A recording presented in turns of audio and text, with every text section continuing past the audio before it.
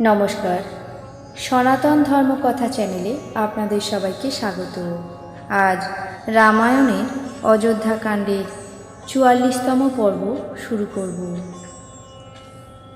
৩৩ কোটি দেবদেবী, ব্রহ্মা বিষ্ণু মহেশ্বর, সর্বকালের সর্বসৃষ্টি, পিতা মাতা গুরু সবাইকে প্রণাম জানিয়ে এই পাঠ শুরু করছি। ভরত শ্রীরামচন্দ্রকে অযোধ্যায় ফিরে যাওয়ার অনুরোধ করলেন। তারপর বললেন, আমার কাছে এখন তাই ভালো লাগছে যাতে প্রভুর মনে কোনো সংশয় না থাকে। প্রভুর চরণ শপথ করে আমি নিপাট সত্যভাবে বলছি, জগতের মঙ্গলের জন্যই এটাই একমাত্র উপায়। প্রসন্ন মনে কুণ্ঠা ত্যাগ করে প্রভু যাকে যা আজ্ঞা দেবেন সেই আজ্ঞা সকলে শিরোধার্য করবে। ভরতের সুবাক্য শুনে দেবতারা প্রসন্ন হয়ে সাধু সাধু বলে প্রশংসা করে পুষ্পবৃষ্টি করতে লাগলেন। কিন্তু অযোধ্যাবাসীরা দ্বিধায় পড়লেন। তপস্বী এবং বনবাসীরা মনে মনে পরম আনন্দিত হলেন, কিন্তু দ্বিধাবশে শ্রী রঘুনাথ নীরবেই রইলেন। প্রভুর এই মৌন স্থিতি দেখে সকলে চিন্তাগ্রস্ত হল। সেই ক্ষণে জনক রাজার দূত এসে উপস্থিত হল।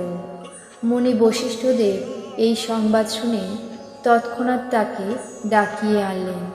সে এসে প্রণাম করে রামের দিকে তাকাল। তারপর শ্রীরামকে তপস্বী বেশে দেখে অত্যন্ত দুঃখিত হল। মুনিরাজ বশিষ্ঠদেব দূতকে মহারাজ জনকের কুশল প্রশ্ন করলেন। তা শুনে সংকোচে মাথা নিচু করে হাত জোর করে দূত বলল, হে প্রভু, আপনার সমাদরে প্রশ্ন করাটাই কুশলের কারণ হলো। তা নয়তো হে নাথ, কুশল তো সব কৌশলনাথ দশরথের সাথে চলে গেছে। তার চলে যাওয়াতে তার জন্য সমস্ত সংসার অনাথ হয়ে গেছে। মিথিলা আর অযোধ্যাবাসী তো বিশেষ রূপেই অনাথ হয়েছে। অযোধ্যাপতির গতি শুনে জনকপুরবাসী সকল লোক শোকে উন্মাদ হয়ে গেছে। রানীর কুচক্রে শ্রীরামচন্দ্রের বনবাস এই সংবাদ শুনে জনক রাজা মনের মধ্যে ভীষণ দুঃখ পেয়েছে। তিনি পণ্ডিত সমাজ এবং মন্ত্রিমণ্ডলীকে জিজ্ঞাসা করলেন, আপনারা বিচার বিবেচনা করে বলুন, আজ এই সময় কি করা উচিত। অযোধ্যার অবস্থা বুঝে দুটো অসঙ্গত ঘটনা বিবেচনা করে যাবেন নাকি থাকবেন কেউ কোনো কথাই বললেন না। কেউ যখন এ ব্যাপারে কোনো সম্মতি দিল না, তখন রাজা ধৈর্য ধরে মনে মনে বিচার বিবেচনা করে 4 জন গুপ্তচরকে অযোধ্যায় পাঠালেন। তারপর ভরতের সদ্ভাব বা কুভাবের খবর নিয়ে তারা ফিরে গিয়ে মিথিলায় জনক রাজাকে সব কিছু জানালো। তারপর জনক রাজা ধৈর্য ধরে এবং ভরতের প্রশংসা করে দক্ষ যোদ্ধা সেনাপতিদের ডেকে আনালেন। রাজপ্রাসাদ, শহর এবং দেশ রক্ষা করার নির্দেশ দিয়ে ঘোড়া, হাতি, রথ ইত্যাদি অনেক যানবাহন সুসজ্জিত করলেন। তারা রাত 2টোকে ব্রাহ্ম মুহূর্ত নির্ধারণ করে সেই সময়ে যাত্রা করল। জনক রাজা পথে কোথাও বিশ্রাম পর্যন্ত করলেন না।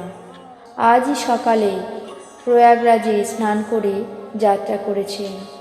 সকলে তখন যমুনা পার হচ্ছিল। তখন হে প্রভু, আমাকে খবর নেবার জন্য পাঠিয়েছেন। সেই দূত কথা বলে মাথা নিচু করে দাঁড়াল। মুনিবর বশিষ্ঠ 6-7 জন কিরাতকে সঙ্গে নিয়ে তৎক্ষণাৎ দূতকে বিদায় করলেন। জনক রাজার আগমন সংবাদ শুনে অযোধ্যাবাসীরা সকলেই অত্যন্ত আনন্দিত হলেন। শ্রীরামচন্দ্রের মনে সংকোচ হল, আর দেবরাজ ইন্দ্র তো বিশেষভাবে চিন্তায় পড়ে গেলেন। কুটিলা কইকেয়ী মনে মনে গ্লানিতে গলে গেলেন। কাকেই বা বলবেন আর কাকেই বা দোষ দেবেন। আর নরনারীরা সব এই ভেবে আনন্দিত হলেন যে খুব ভালো হয়েছে জনক রাজা এখানে এসেছেন, আরও দিন চারেক থাকা তো যাবেই। এইভাবে সেই দিনটাও পার হয়ে গেল। পরের দিন প্রাতঃকালে সকলে স্নান শেষে গৌরী, গণেশ, মহাদেব, সূর্যদেবকে পুজো করলেন।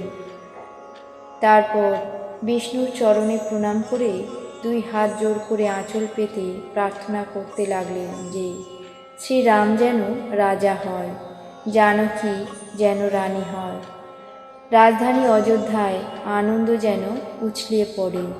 তারপর সকলে মিলে ফিরে গিয়ে সুখে বসবাস করুক, শ্রীরাম যেন ভরতকে যুবরাজ করেন।